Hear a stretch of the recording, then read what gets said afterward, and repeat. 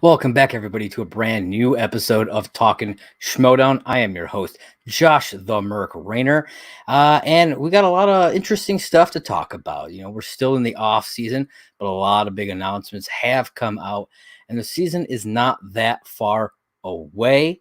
So let's just start diving into it. As you may see down here at the bottom, right down there, the name of this episode: Rules Changes and Season 9 Announcements. We're going to be talking about a lot of that kind of stuff. So, our first big announcement, I'm sure a lot of people, you probably already have heard this, but if you haven't, then this will be great news for you. We got an official date for the Season 8 Schmoedown Awards. They will be coming on February 4th. So, not that far away, folks, like a week and a half ish.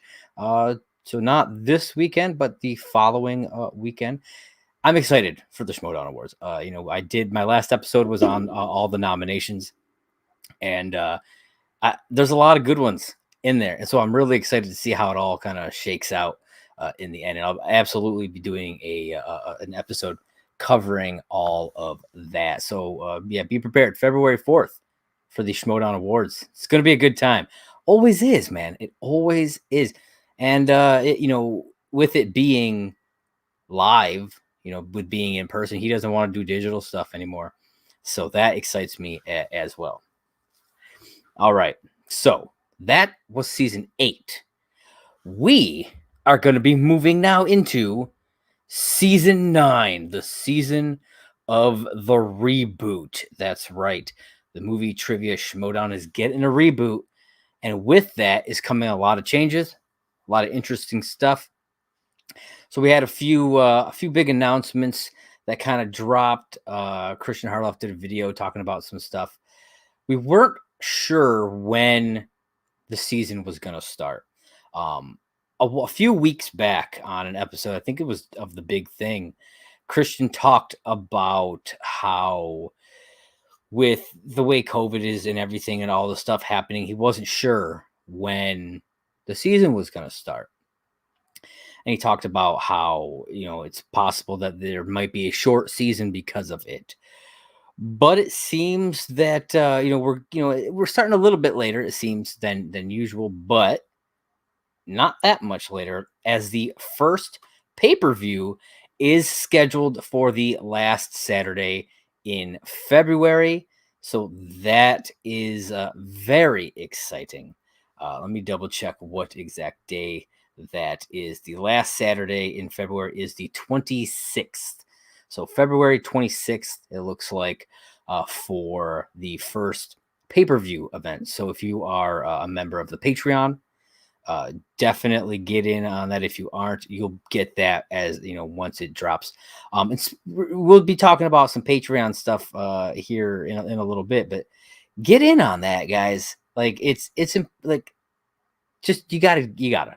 I mean, really, for $10, I think it's going up to 12. We'll talk a little bit about that as well. To me, it's worth it. Even if you're just watching the pay-per-views, even if you're not like watching the early matches and stuff, but like saving that money, if you want to see all the pay-per-views, that's your best bet right there, is to do that. And I understand some people can't afford it, and that's totally cool. Totally get that. But if you can, highly recommend it. I have been that tier for a very long time, so I definitely recommend it. And then we've got the 26th for, like I said, for the first pay-per-view. The first in-studio match will just be a few short days after that on March 1st. That is exciting. I'm so pumped to just get back into the two. I don't know what it's going to look like. You know what I mean? That's the biggest thing, the biggest mystery. What will the in-studio matches look like? I don't know. And we're going to find out together, and it's going to be awesome. He mentioned that there's going to be some big announcement for, about the rundown and stuff like that. A Twitch update will be coming soon. He said they're going to be doing more stuff on the channel with like clips and compilations of questions he talked about. Like they would do like a Batman video where it's like all the Batman questions, like a bunch of different Batman questions, or maybe like I don't know, like Indiana Jones or James Bond. You could do whatever, just kind of compiling those. And I think that's a really interesting idea, for people who want a little extra content on the off days. Just looking for something to watch. It won't be, they're meant to be kind of shorter and to be able to be ingested a bit easier than like a full on match. So I think that's really cool. I like the idea of that. I like it. I like it quite a bit. He also talked a bit about the auditioning. They've opened up auditions for for both FCL and for the MTS.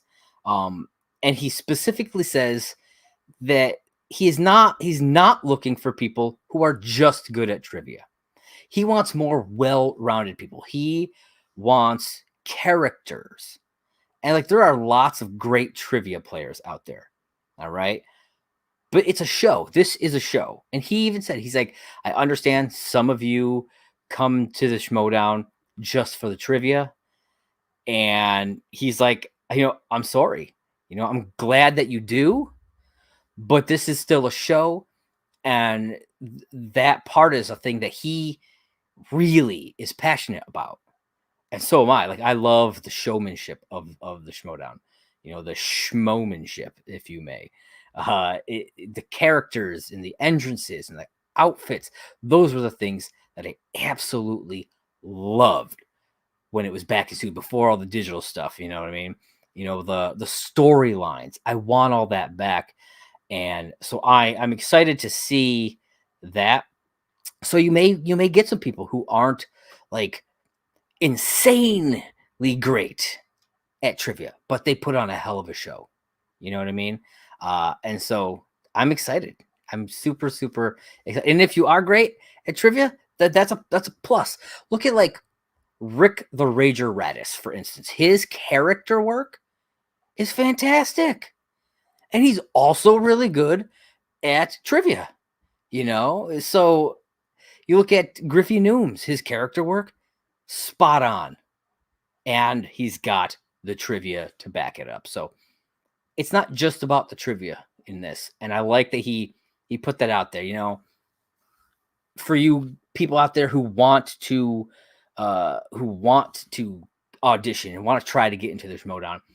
And maybe you felt like, oh man, I can't hang with these guys. I mean, they're batting 100 over here or whatever, batting 1,000. I don't watch baseball. I don't know. I think it's batting 1,000. And I'm over here like hitting foul balls or some shit. Not to worry. You still have a shot. And speaking of which, if you do want to be part of either the FCL or the MTS, here are your options. We've got the FCL. Submit a 1 to 2 minute promo to FCL Auditions at gmail.com. That is FCL Auditions at gmail.com. 1 to 2 minute promo, and maybe you can get yourself on FCL if that's where you want to be. If you want to hang with Brad and Steph and the people in the FCL, that's fantastic. They do great stuff there as well. But if you wanna be in the MTS, you can submit auditions as well. He's looking for a 3 to 5 minute video, and you are sending that to Schmoedown Auditions at skybound.com. So it's a 3 to 5 minute video. He suggested doing it in characters. Find a character, do it in character. To Schmoedown Auditions at skybound.com.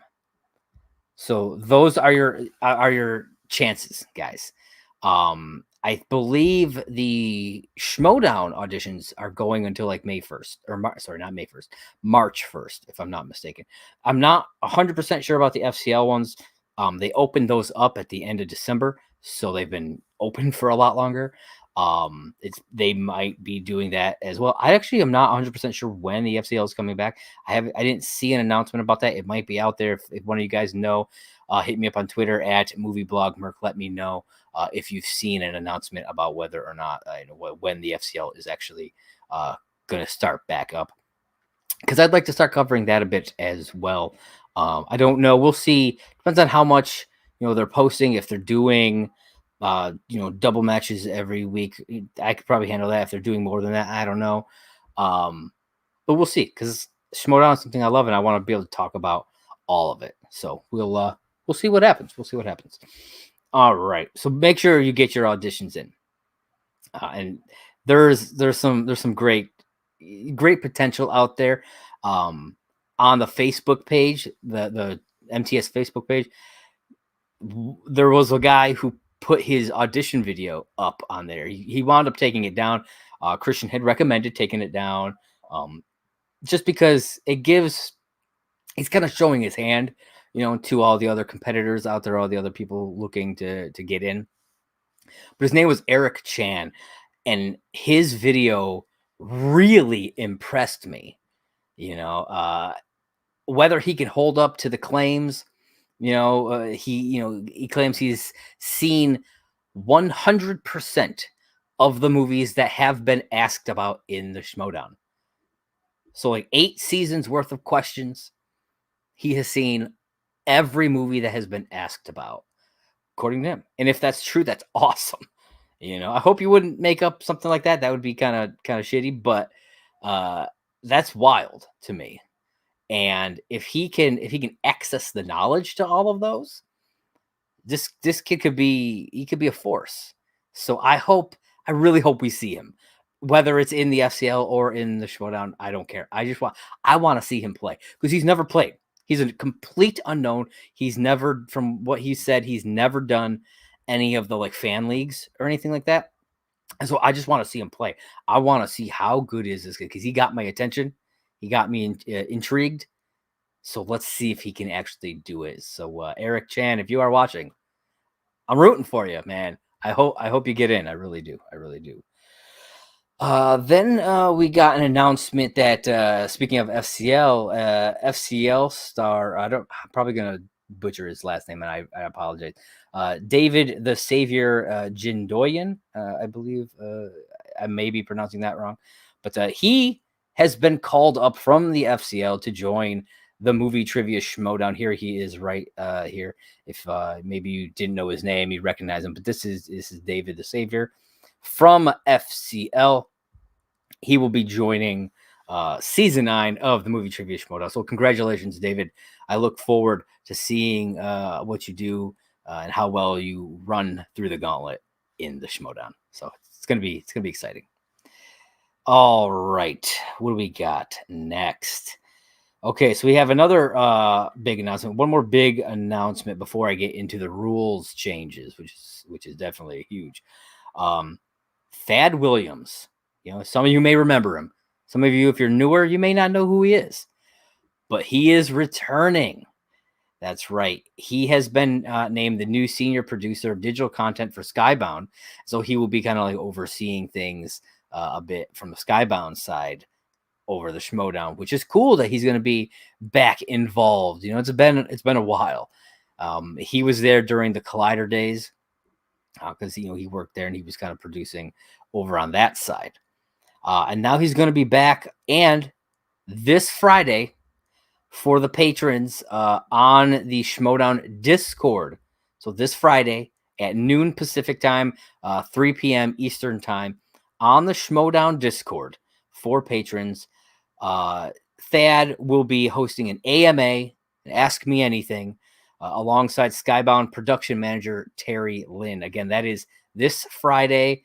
That would be, let me double check exactly what date that is. The 28th, February 28th, Friday at noon Pacific time, 3 p.m. Eastern time, and Ask Me Anything AMA with Thad Williams and Terry Lynn, who is the production manager over at Skybound. You don't want to miss that. So I'm sure they're going to drop a lot of big news or reveals. Who knows? I'm excited. But don't worry if you aren't a patron. That's okay too. They are going to do a later one on Reddit, on the Reddit page. So be sure to check that out if you aren't able to check out the patron one on the Schmoedown Discord this Friday. So I'm not sure if the Reddit one will be later that same day or just at some other later date. So if I find out anything else about that, I will keep you informed. All right. So that's all the big announcements that I saw for season 9. Like I said, we've got at the end of February, we've got the first pay per view. March 1st, we've got the first in studio match, so that's going to be good. Of course, the Schmoedown Awards, just handful of days away on February 4th. Be sure to get in your auditions for FCL and the Schmoedown. A lot of great stuff coming down the pike for that. All right. Now we're going to talk a little bit about some rules changes.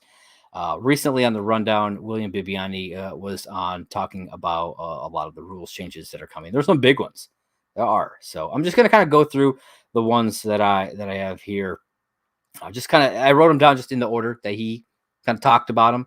And I want to just give my thoughts and you guys can shoot me some comments if you want, or you can reach out on Twitter after the fact if you want, and let me know your thoughts on some of these changes as well. All right. So one of the big ones that was talked about a lot over the last season was this benefit of the doubt rule. I was never a fan of it. It got misused a lot. A lot of people didn't like it. A lot of heated discussions about it over the last couple seasons. And it is getting completely retooled.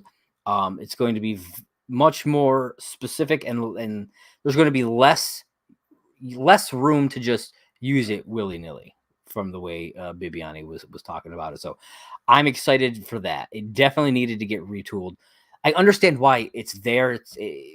It's there to give the judges kind of a little bit of a breather, but you don't want to have too much of a breather with this. You don't want to, because there have been plenty of times where it has been contradicted, or people use it in challenges, and Bibiani's like, it was never designed to become some sort of precedent and be used in challenges. Like, oh, well, the benefit of the doubt rule was used here. It should be used here as well.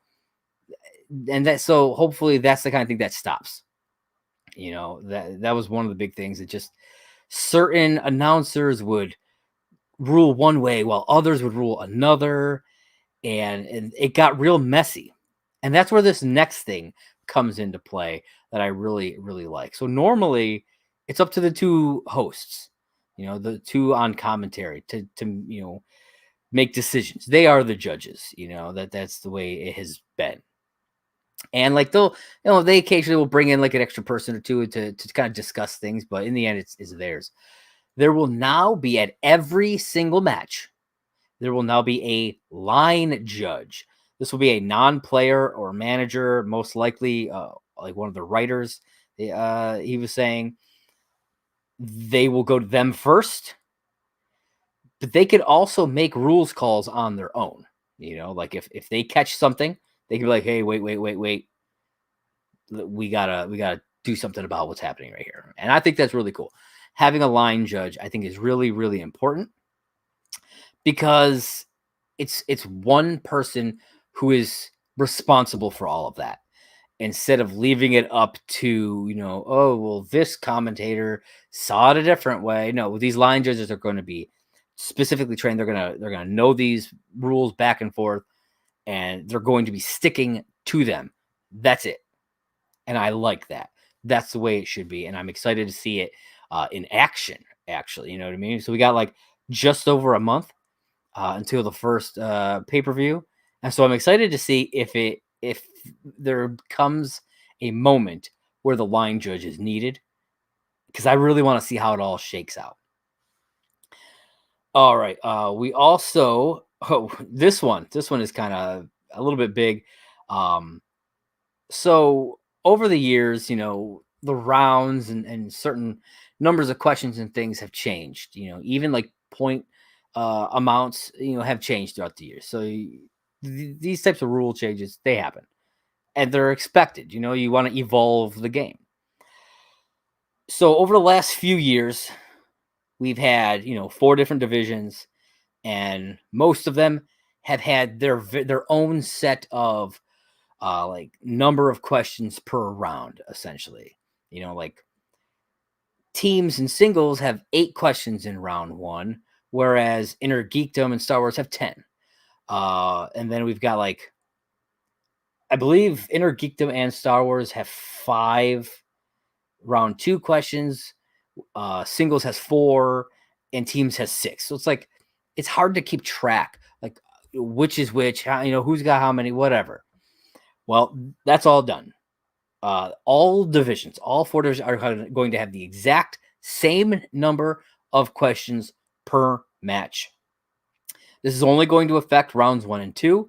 It's not going to affect the speed round or the betting round or the final round. Those will all stay the same.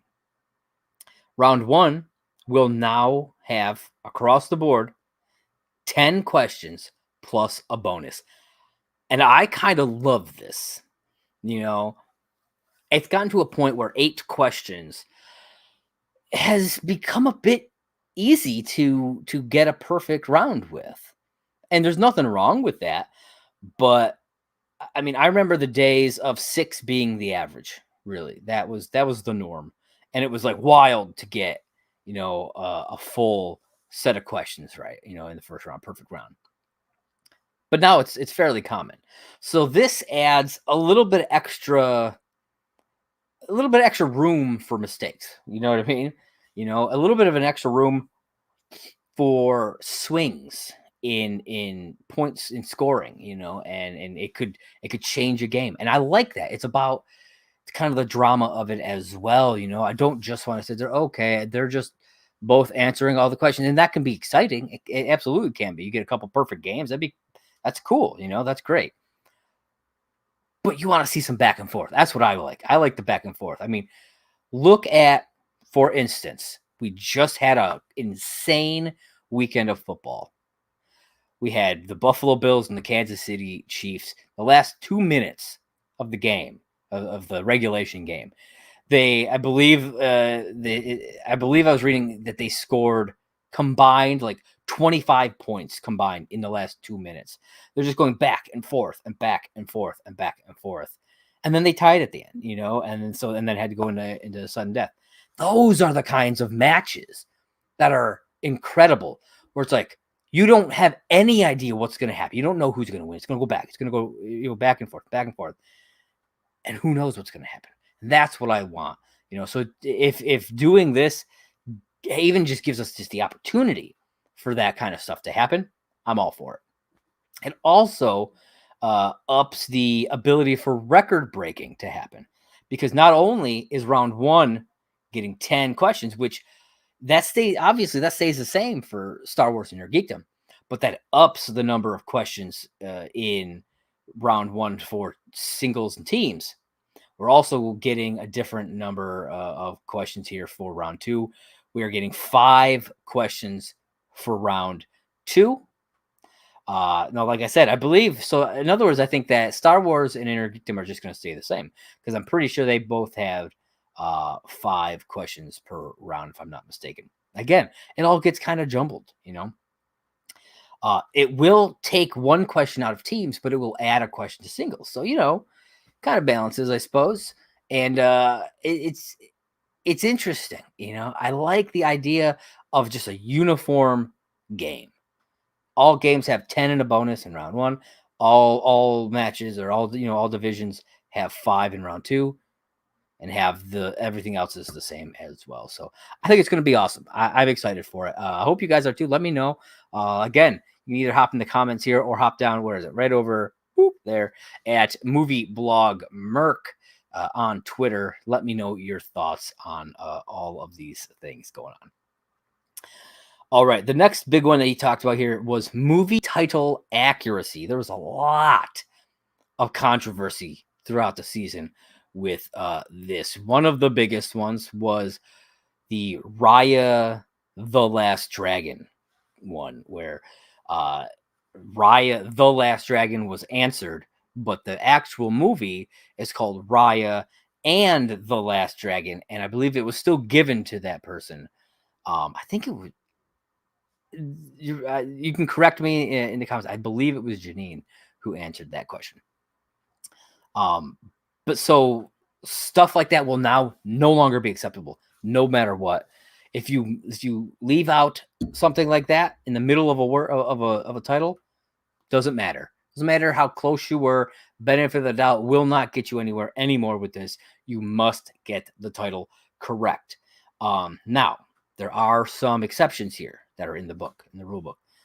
If a question has enough context clues, leeway will be given. For instance, if a question says like, which Harry Potter movie, blah blah blah, then you could answer Sorcerer's Stone or Prisoner of Azkaban, because they already said in the question that it was a Harry Potter movie.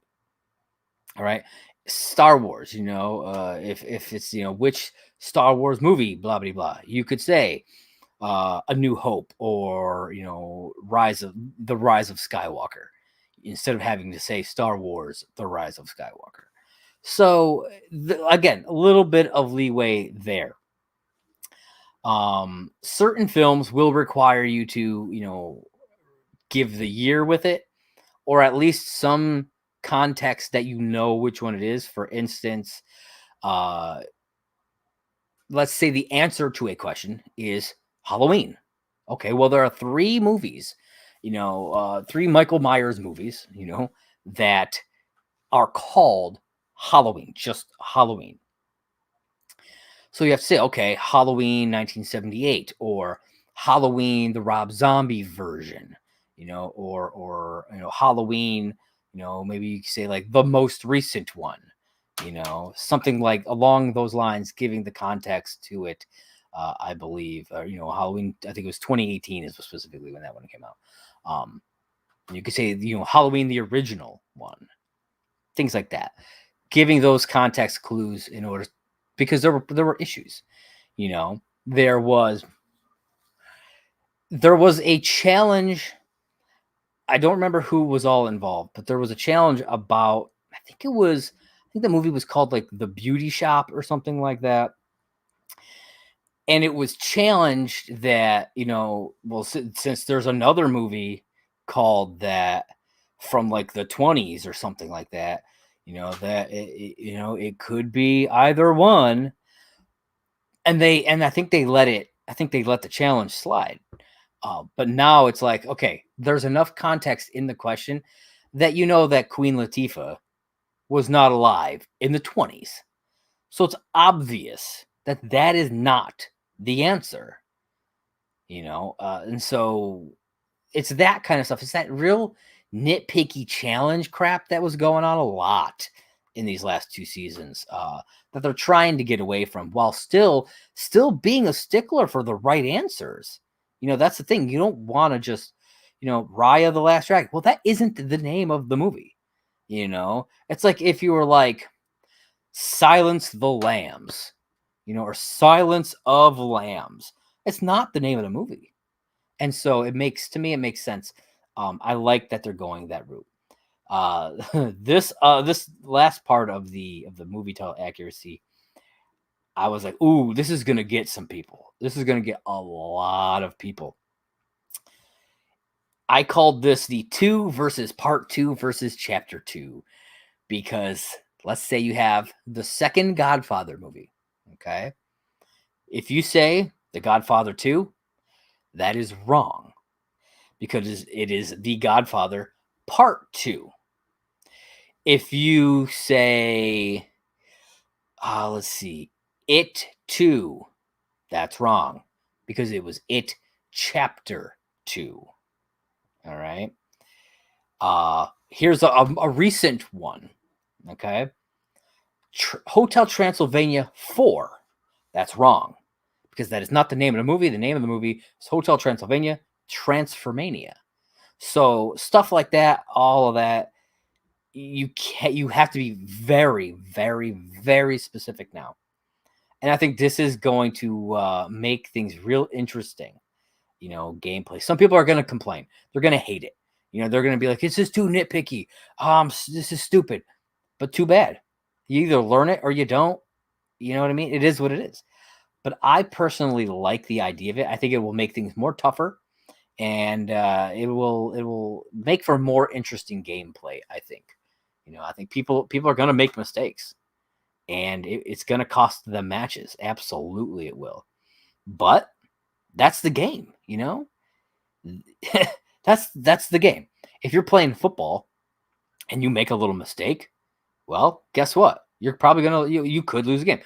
I'm gonna go back to that Bills game. Okay, I'm a Bills fan. It was 13 seconds and we were ahead. Okay, we kicked off, and what did they do? They kicked it into the fucking end zone for a touchback. Stops the clock, gives them a chance to regroup. Instead of kicking it so that they catch it and have to run and waste that, run that clock down, and anything could happen at that point. And if they had done that, maybe they wouldn't have had the chance to score. I don't know. But that's what happened. And so, yeah, little mistakes can cost you the game. But that doesn't mean that the things that cause those little mistakes shouldn't be allowed. You know what I mean? That's just the way it is. I'm actually really looking forward to this specific set of movie title accuracy changes. It's gonna be interesting. It's gonna cause so much controversy, and I can't wait to to read the freaking Schmoedown Reddit when all those things just start hitting and causing people mad. It's gonna be wild. It's gonna be wild. Okay, so we also got a Rule 2 change, not just the number of questions being changed. The wheel is changing.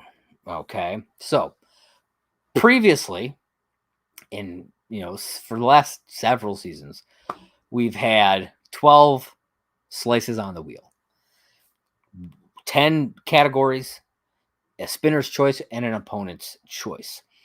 That's no longer going to be a thing. It's going to be different now. Now it will still be 12 slices. Okay, it'll be, instead of 10 previously, it'll now be 9 movie categories and 3 wild card categories, or 3 wild card slices, I should say. You don't know what these are. They are a mystery, and they change every single match. So it'll never be under the same one. One wild card will be a spinner's choice. One wild card will be an opponent's choice. And one wild card will be a brand new category that has never been used before. So it could be like something weird, like I think one of the things that he that was kind of like suggested or used as an example was like futuristic vehicles or something like that. I don't know. But yeah, it could be, swords. That's your category, swords. And it could literally be any movie that has swords. That's what it could be. Now, whether they will take these weird categories, these wild card categories, and then bring them into normal gameplay at any point in the future, I don't know. Because the way he makes it sound, he specifically says a brand new category that has never been used before. So these ones won't be used. They're not going to recycle them. They're just going to come up with all kinds of weird ass categories for the wild card. And I think that's so cool. Not knowing. So you spin it, okay? You land on a wild card, okay? And you're like, ooh, do I take it? Because now here's the thing. Before, if you were to land on, say, opponent's choice, you had to take it, no matter if it was your first spin. Even if it was your first spin, you had to take it. Spinners, you could theoretically spin away from. It has happened. Ben Bateman did that I believe it was the Houston show when they were in the wrestling ring at Reality of Wrestling. I believe, yeah, that's when he did that. And he landed on spinner's choice the second time, again. And so the fact that you have these new wild card categories, what they're going to be, the way it's going to work is if the first person spins and they land on a wild card and they decide, okay, I'm going to keep the wild card. Okay. Or let's say, they spun whatever and then they on their second spin, they landed on it. Whatever. If they take the wild card and let's say it was spinner's choice. Okay, that's great. That's awesome. Okay. Then we go to the second person. That spinner's choice is now gone. The second player cannot get spinner's choice now. Unlike before, where both players could get a spinner's choice or both players could get opponent's choice. That is not going to happen anymore. So when it comes to the second player, then let's say they land on a wild card on their first spin. Now they have to decide, okay, it's one of two things. It's either an opponent's choice or a random category, this random new category that I've never studied. Okay. And so they have to decide, is it worth trying? If not, then hey, they can just spin away and just avoid it unless they wind up landing on it in their second spin. But that's what I find fascinating about this, because let's say the first player lands on opponent's choice. Well, the second player knows there's no opponent's choice now. So it's safe, You can either get spinner's choice or this weird random category. And maybe that category won't work out for you, but maybe it will, And so it's way more I feel like it's more of an incentive to say, okay, maybe I'll take the risk on it now that opponents is off the board. So we could have situations like that. And apparently they did a whole bunch of mock matches. It was Bibiani and Bateman did a whole bunch of mock matches to kind of test this out, and it was real fun from the way he was making it sound. And I'm so excited to see it in action, man. It's gonna be really cool. And I believe championship matches, the champion can still opt to take those off. The way they could opt to take spinners and opponents off the wheel, they are now able to take that off as well. So then we get into like the betting round stuff. It still has that wheel, okay, with all the wild cards on it. If somebody took the wild card in round 2 and we get to the betting round, that slice is still gone. It does not come back for the betting round. But the nice thing is the betting round now gets a mulligan. And I'm not talking about a Kate mulligan. it gets a second spin if you want. Just like you get in round 2. So I think it's gonna add some intrigue and some drama and I'm real fascinated. I'm really thrilled to kind of see it all in action. I'm not sure what this first pay-per-view is going to be. I'm hoping there's a title match there, so we can possibly see all that kind of stuff happen just in that first one. It's gonna be fun. I'm really, really excited for it. All right, we got a few more rules to go through. We have a whiteboard rule. This was something that was kind of hotly contested. It popped up during the digital, age of the Schmoedown, where some certain people would use the whiteboard outside of round 1. And so it's like round 1, the betting round, and sudden death. Those are the ones where they're actively used. But there have been people like Thomas Harper, for instance, who uses it, and I think he's kind of collecting his thoughts, or maybe he's jotting down things that he hears. And I never saw a problem with it. It's like, okay, I don't see a problem with it. There was never a rule about it, so he was never breaking the rule. I never thought it was unfair, mainly because everybody had the opportunity to do it. They were never saying they were allowing it to happen, which means that anybody could have also done it. So it wasn't unfair if you just didn't bother to use it, because you could have if you wanted to. But that is no longer a thing. People are no longer allowed to use their whiteboards outside of round 1, the betting round, and sudden death. And that's it.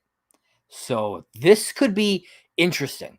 I'm intrigued to see how well players like a Thomas Harper will do without it. I'm sure he'll still do great, but I'm curious to see if we catch some flubs happening because he's not able to kind of jot everything down. You have to listen way more intently. You have to think about. You have to kind of filter everything in your head without being able to visually see it. So it'll be interesting as to how some of these players kind of take to it. But I mean, I'm glad that they put a rule in place one way or the other. You know what I mean? Instead of just kind of not commenting on it at all, just letting it be. There is now a rule. It is set in so one way or the other, and now that one way is no whiteboards outside of those main rounds. All right, so next, over the last 2 seasons, there's been a lot of discussion about the inner geekdom categories in like singles and teams. I remember they kind of tooled around with the idea of an inner geekdom slice that would have all those categories just in it, separately, and stuff like that. And I never liked it. It's like they're all still movies. They were categories before. They should still be allowed to have these categories. Well, maybe just don't use all of them. But I don't think I didn't like the idea of just sticking inner geekdom, everything in it, into this one single slice. I was never a fan of that. So, but I mean, some people didn't care. Some people liked it. I was never a fan of it. Now, they have officially said that inner geekdom categories can now show up randomly in singles and teams. So we will see these random categories pop in and out instead of just like an inner geekdom category. We can actually get, like you can get Lord of the Rings, or I think it's specifically called Middle Earth. That could pop up on the wheel somewhere. I'm not 100% sure how they will how they will allow players when they're picking slices. So, like, for instance, like Mike Kalinowski, will he still be able to pick that? If it's just the one or whatever, because I think they said now players only get to pick one slice. It used to be two, but now that there are 3 wedges for wild cards, I think they said they are only getting one. But if, like, let's say there's a championship match and they take the wild cards off, then they would get 2, I think. And so let's say it's Mike Kalinowski championship match. Does he still get to pick 2 inner geekdom categories? Or would it be limited to 1 inner geekdom category and 1 from the rest? I don't know. But I'm interested to see how it all works out. Will we see more than 1 inner geekdom slice on the wheel ever at a time? I don't know. But it's going to be interesting. And speaking of slices, the last bit of news that kind of came out of all this, they will be adding a new slice called the streaming slice. That's right. Over the last 2 years, a lot has changed when it comes to films. A lot of movies have come out strictly via streaming.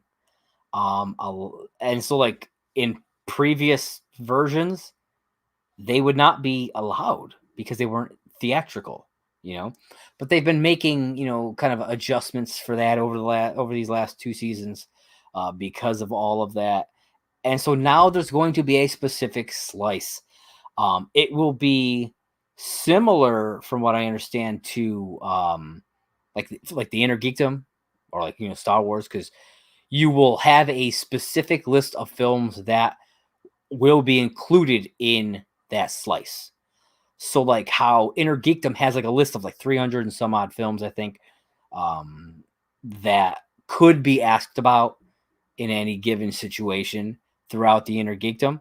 This streaming slice they will at least know which streaming movies will be included in this, which I like, because you can't keep up. I mean, they release via all the different streams. This is like every week there's new movies coming out. You know what I mean? And so it would be way too hard. So I like that they are going to pick it. I'm sure it's going to be like the bigger ones and stuff like that. Things less obscure stuff, and that's totally fine. It's been a long time coming. People have asked for a streaming slice for a very long time. Like a Netflix slice. That was a thing a long time ago that people were asking for. And so I love the fact that we are now getting this. And other categories can include certain streaming movies. And the players will be aware of like which ones could be in other categories. So we may see streaming movies pop up randomly elsewhere. So yeah, I'm really, really excited for that. It's gonna be really good. Oh, there was one thing I totally forgot about up at the top. So I guess I'll talk about it right now. So that was everything that had to do with the streaming or with the rules changes that they talked about. I'm sure there's more smaller things. When I don't know if they put out the official finalized new rule book yet or not, but check it out when they do. I talked earlier a little bit about if you're able to be a patron, do that. And I was like, $10 or $12. And so some of you who don't know, maybe like, what are you talking about? Well, they have made some changes to the Patreon tiers. So here they are. If you're watching on video, you'll see all of them, but I'm going to kind of go through them. So they'll now have 6 tiers total. We've got the early access tier, which is $5 a month. It will get you access to the Discord as well as one early release per week. So usually it's that first match of the week gets dropped early on Monday. That's the way that they have always done it before. And again, you'll get access to that to the Discord. So if you signed up now, you could have access to that AMA that's dropping on Friday with Thad. Then we have the pay-per-view access tier, which was originally the $10 tier.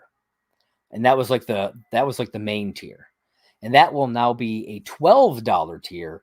You get all the benefits from the $5 tier, as well as access to all the pay-per-view events, plus one Patreon-only match per month. That is the exhibition match that they do. Speaking of exhibition matches, they just recently dropped a Scream franchise one, so check that out.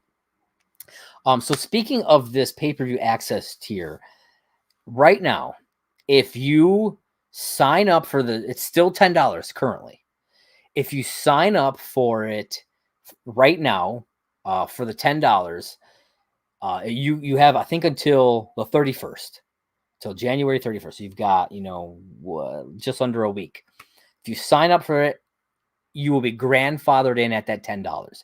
You will get all the benefits of the $12 tier, but only pay $10.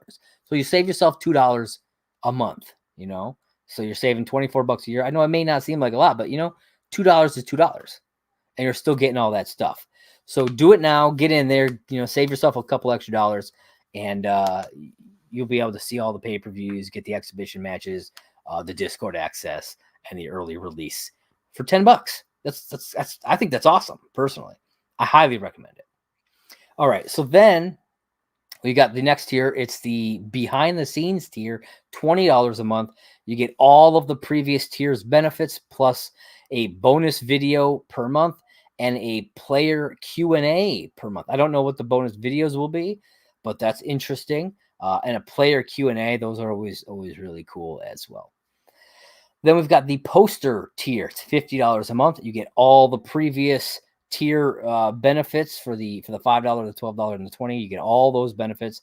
Plus, you get one exclusive poster per month. It's very similar to the postcard one that they used to do back in the day. I think it was the $20 tier originally.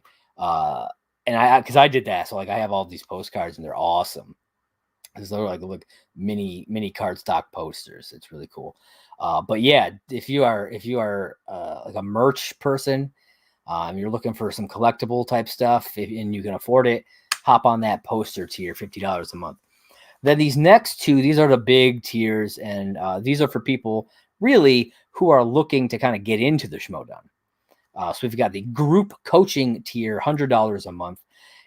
All the previous benefits from the other 4 tiers, plus one group coaching session per month. So if you're looking to kind of get yourself spruced up so you can audition, try to get yourself into the Schmoedown, this would be a good one here, to kind of get some coaching sessions. And then if you can afford it, one-on-one tier, $250 per month. There's only going to be 8 slots available for this tier. So get it if you can, get it now. You get all of the other tier benefits, everything, the Discord, the early release, the pay-per-views, the exhibition matches, the bonus video, the Q&As, the poster, the group coaching session, as well as a one private coaching session per month, and one audition reviewed by Christian Harloff himself. So you will get an audition if you sign up for this tier. I think that's pretty cool. If it's something that, we've seen people come through that route before. And I believe that's how Kevin Smets first auditioned. He did his, I don't know if you've ever seen it. It's great. He did the Macho Man, where he was like essentially doing his version of Macho Man Randy Savage. He didn't do great, but you know what? He picked himself up. He went into the fan leagues, crushed, came back, crushed in the Schmoedown, and has become a legend. So, just because you don't do well your first time out doesn't mean you won't do well later on. So yeah, that is everything for this episode of Talkin Schmoedown. It's been great getting back. I'm excited to start actually talking about matches again. That will be really fun. And it's coming around soon, I'm going, obviously once the awards happen, I'll be talking about that. So that's not going to be next episode.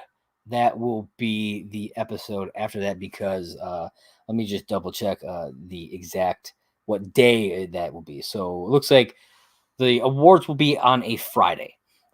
So I'll be back next Tuesday. I don't know what we'll do. I'll come back and we'll talk about something. I'm sure we'll find something fun to talk about.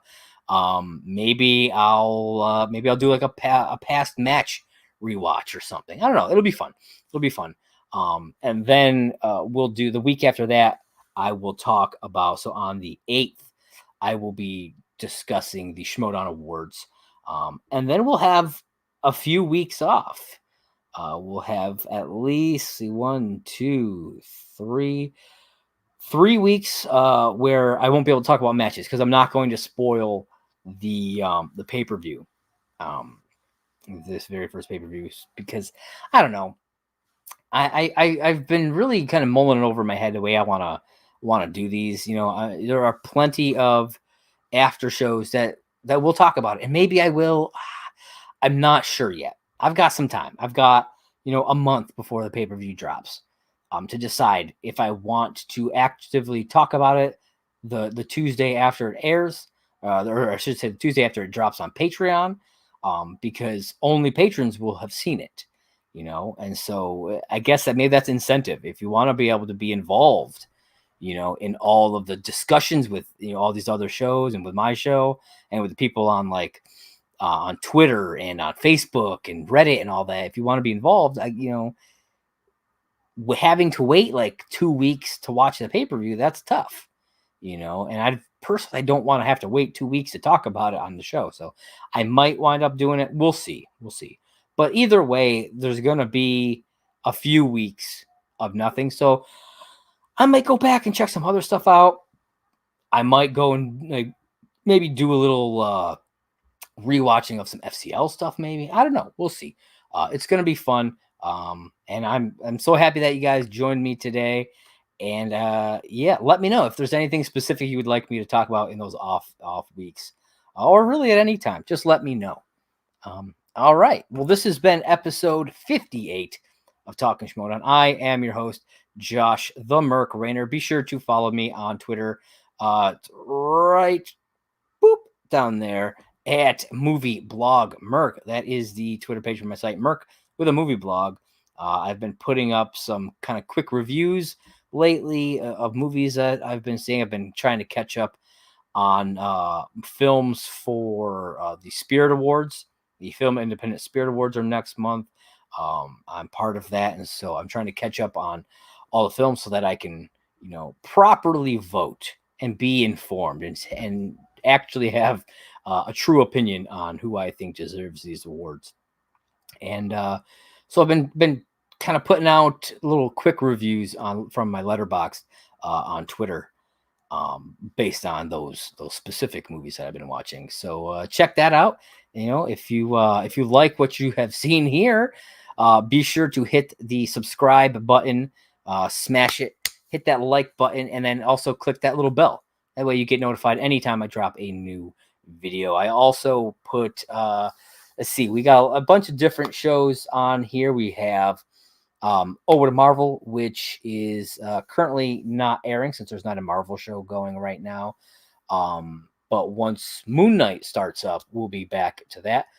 We've got Hey Mando, which is our Mandoverse review show. Right now, it's covering the Book of Boba Fett.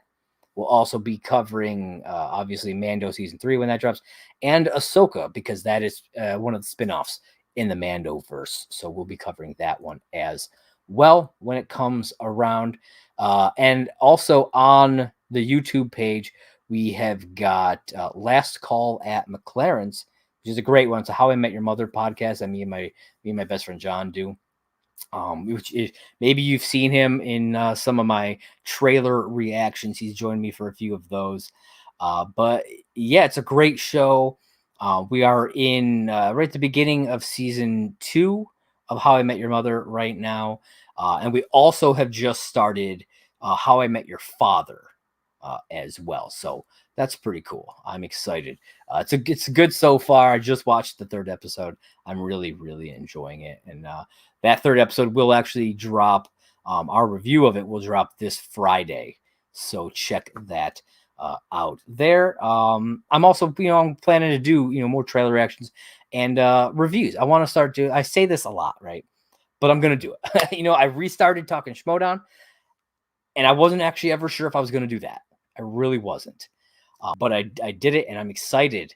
I got this newfound excitement for it and passion for it, and I'm pumped after just kind of sitting back and watching all of season 8.